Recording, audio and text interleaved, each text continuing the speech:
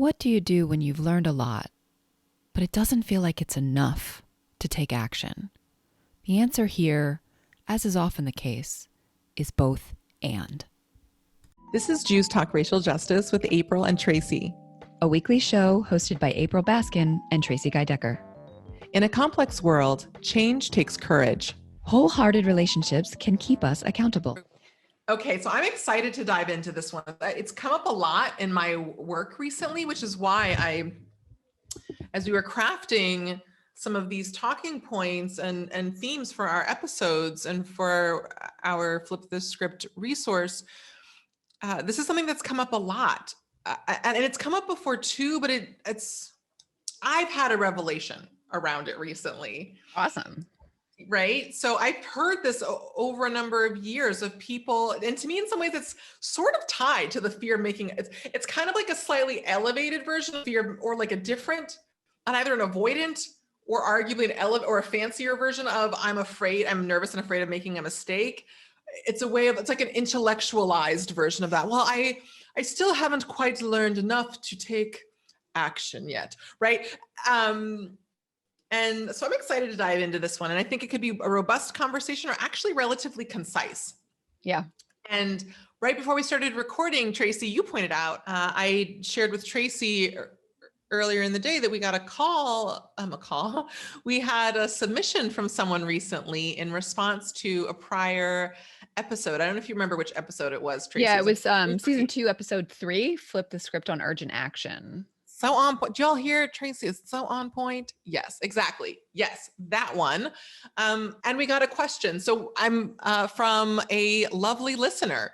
So, and we ask y'all in the form that you fill out if you want to be named, and this person opted not to be named. They wanted to get their question answered. But so that's why we're not giving them a shout out. If you would like a shout out and we select your question, we will happily give you a shout out. But this person wanted to be more discreet, but also wanted their question answered. So hopefully we can weave that in at some point. But first, I want to wait a moment and just kind of tackle this first. I've been talking a lot in the last couple episodes, so I don't know if you want to start us off, Tracie. Yeah, sure. So I think the issue that we want to kind of unpack is sort of that posture, that position where folks, especially white folks, might say or think, you know what, I've done some learning. I definitely know more than I used to, but I still don't know enough to take action.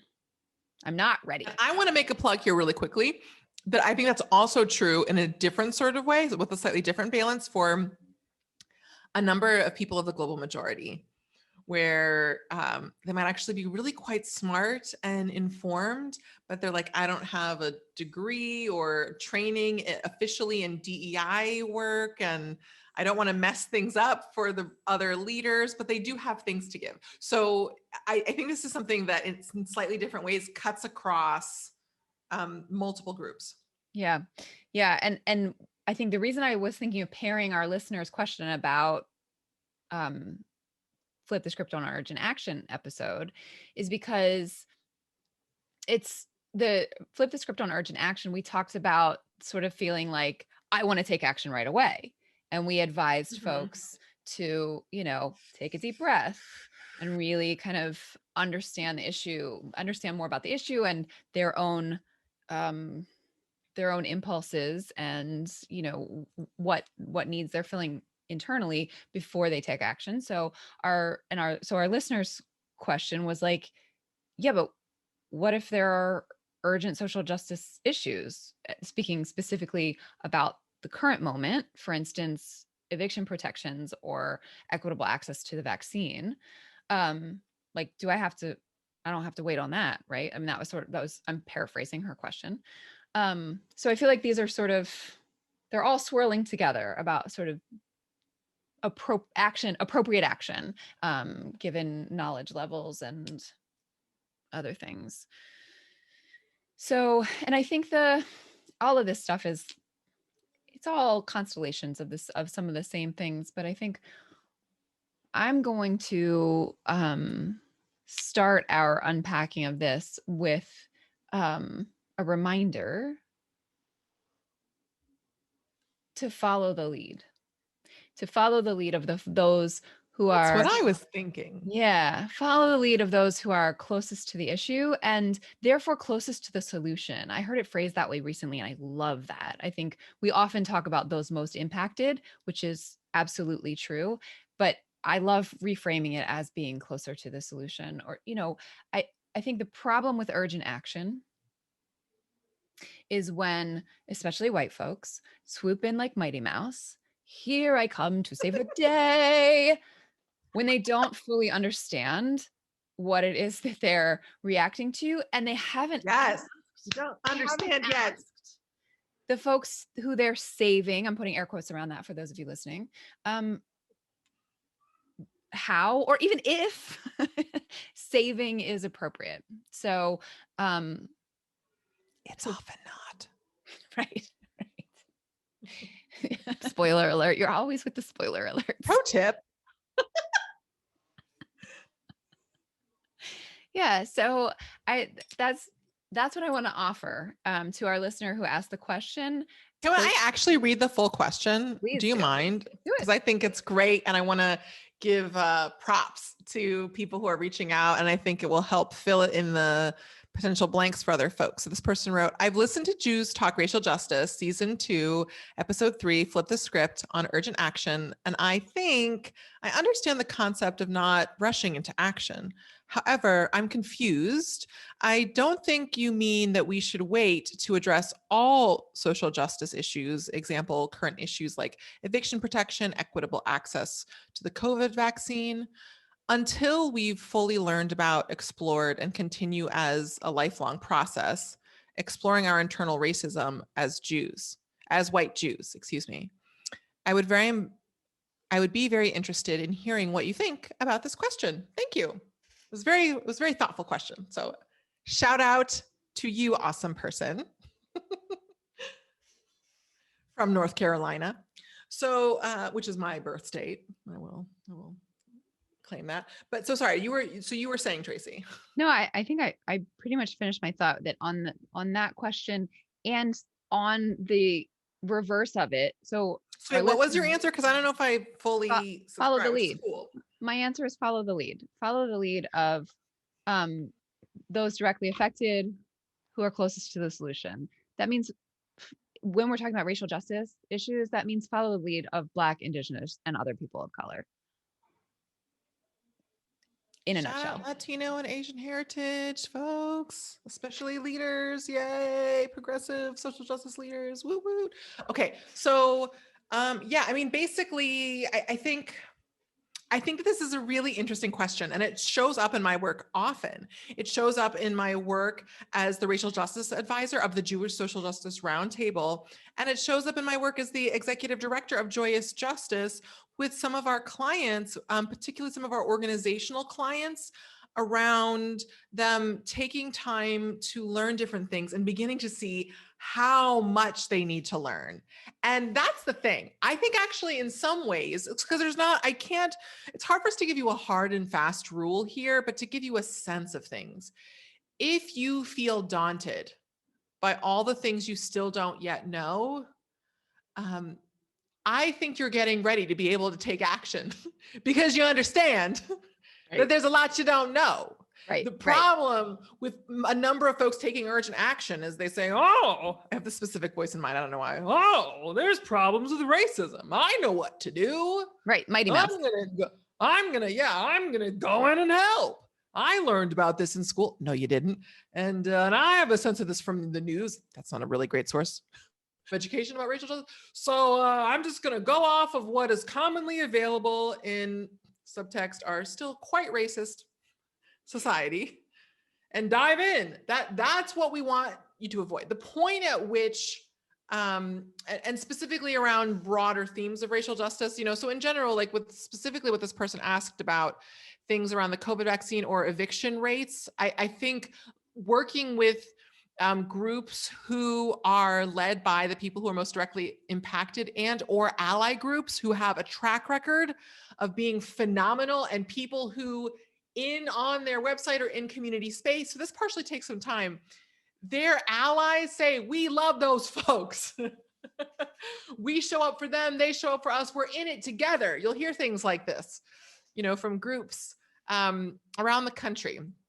I want to name one, but there are many, so I don't want to pick favorites, So there are groups who are earnestly doing this work, and you don't have to know everything yet, because you're working in alignment and in solidarity with communities that are directly impacted, and with their allies who have taken the time to get incredibly informed about this and mobilize their community, such as yourself.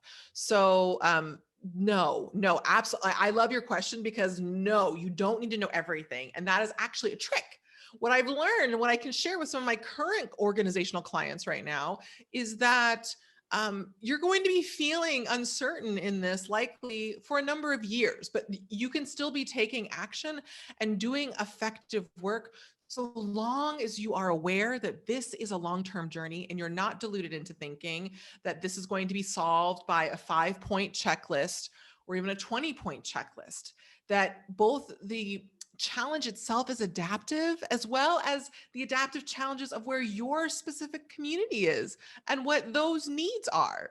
Many communities are relatively similar in a lot of ways, but the specific concerns and textures that the ways that racism and people's healing process around racism manifests can be a little bit different. And it's important that we are fully present with our communities and leading them in ways that work for us in our context, that ideally are also in alignment with broader racial justice movements, right? So the point, what I'm trying to get here is that once you understand you need to do your work and that you need to be in relationship, whether personally or through community organizations, that's a good place to start. And then ideally it can extend to your personal life beyond organizing with social justice groups, that you are in accountable relationship to people who are directly impacted. And then from that place, you're taking action to recognize that it first lives within you, and that part of your work is working on eradicating internalized racism, whether you are a person of color, or internalized racial oppression patterns if you're a white person. Once you begin to understand that they're there, they've already lost some power. You still need to do work to work on it, but the fact that you have that awareness, once you have the awareness there and you've started to develop some analysis and you're continuing on that, and you've basically, part of what we're talking about is similar to Barbara Love's model around liberatory consciousness, around you have awareness, you've started to develop analysis, and you are accountable, and you've drawn some lines in your mind of accountability, of these are some of the folks to whom I am accountable. I'm accountable to these movement builders. It can even be some authors that you've read. I'm accountable to what Bell Hooks teaches. Right. I'm accountable to this. And I'm also accountable to this leader in my community. I am accountable to this Black Lives Matter leader, or I am accountable to this NAACP leader. I'm naming different politics, and some of what I'm saying for folks who are in this may lean one way or another. I'm not going to necessarily say, dictate which ones, but there are various people. This Jewish leader of color is leading in my movement, and comes to this work with years of experience, say, as a rabbi. Shout out to Rabbi Sandra Lawson, Mazel Tov, right? So you can have both elders in the work more broadly. You can be accountable to Rabbi Heschel. I would encourage you to go back and read in depth, not just the arguably whitewashed quotes or the simplified lollipop quotes, but what he actually said when the full statement he said to President Kennedy, the full statement he said when he was critiquing the Jewish community and saying, yes, they got out of Mitzrayim, they got out of Egypt, but they're getting the same food every day and they have other needs.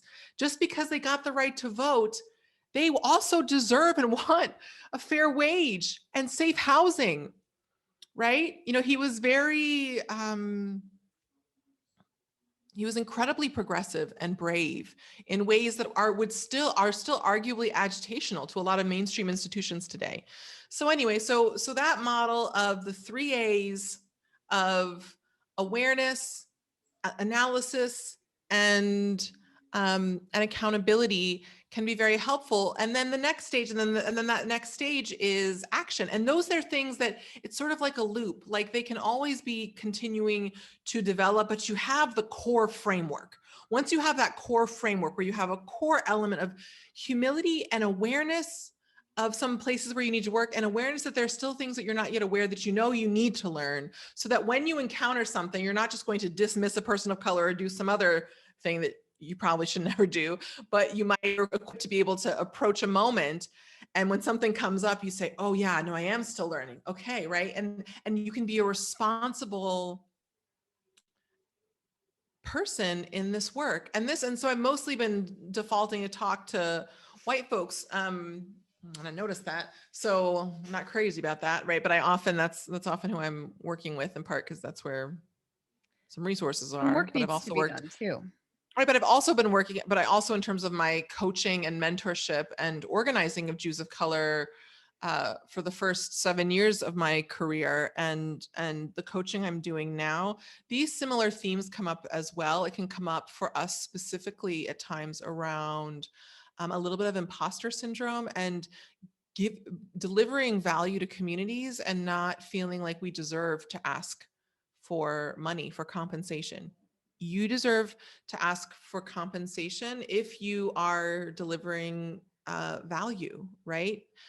There are some folks, like, just because I'm like this man, just because somebody is any identity doesn't mean that they're a good spokesperson for something. That's not what I'm saying. But if you are someone who has been in a community for a long time and has been on a board or is leading in some way, and then you are called upon from your leadership position in that context or because of another context to lead, I hope that you will consider it. And also, especially if you're someone with a targeted identity, in any number of ways, but especially if you're a person of the global majority. We use person of color and person of the global majority interchangeably.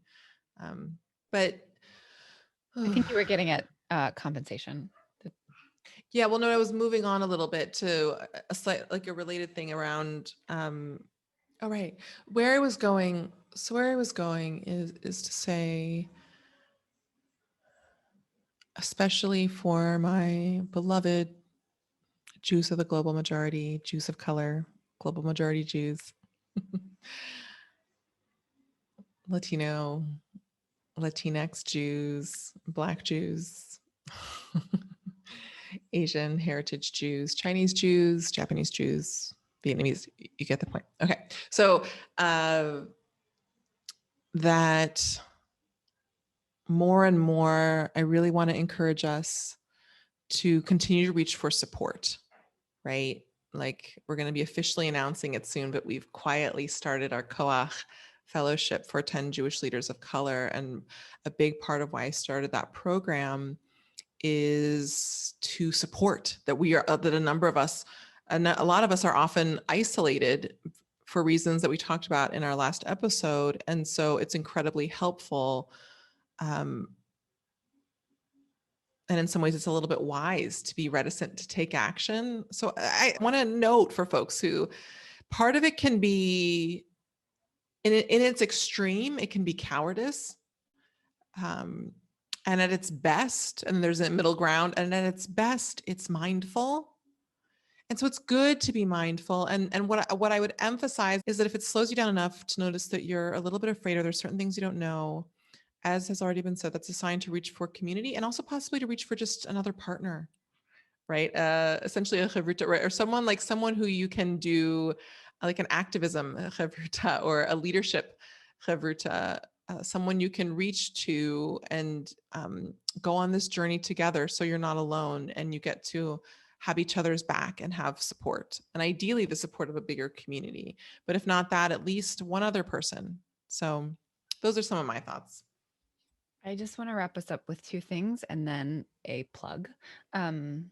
So the two things are both and. I think that Both and could be the unofficial favorite. title of this podcast, but I think in particular on this question of I have a lot to learn and I can take action. Yes, both Both are true. I know both are true for me.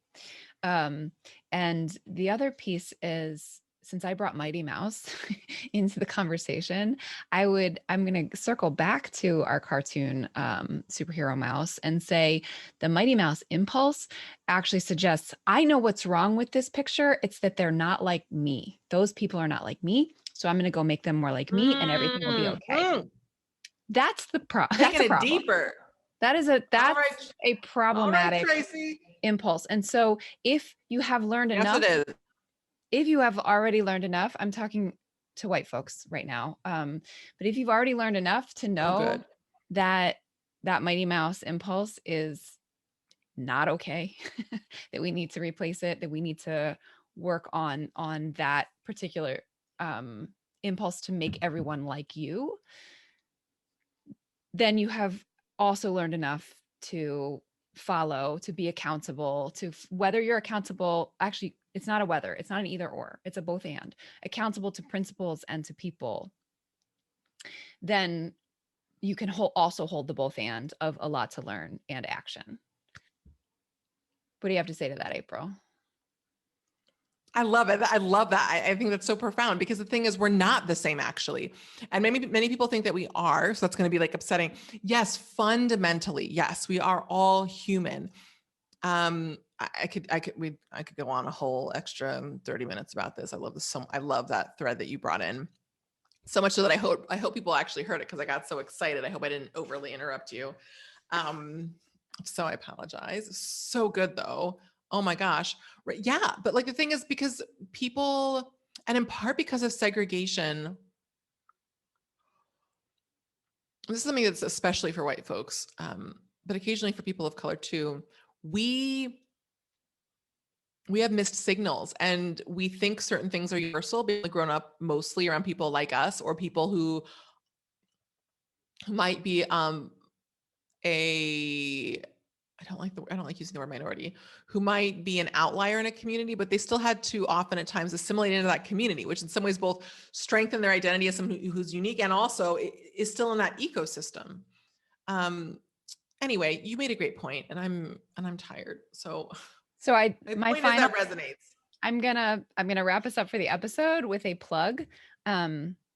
That I'm going to add to the other episode too.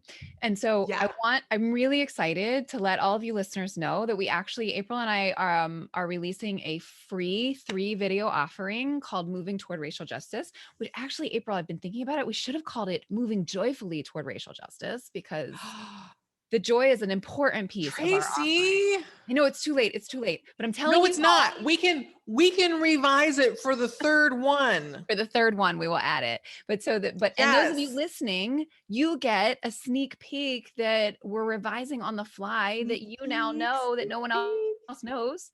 Although the content is there. So this 3 offering. Start over. This free 3 video offering. It's a lot of fun. We had a lot of fun. 3 free video offering.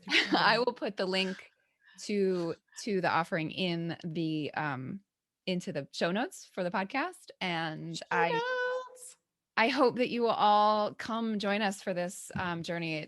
We've had a lot of fun putting it together. Yes, we have. It's so exciting. Yay.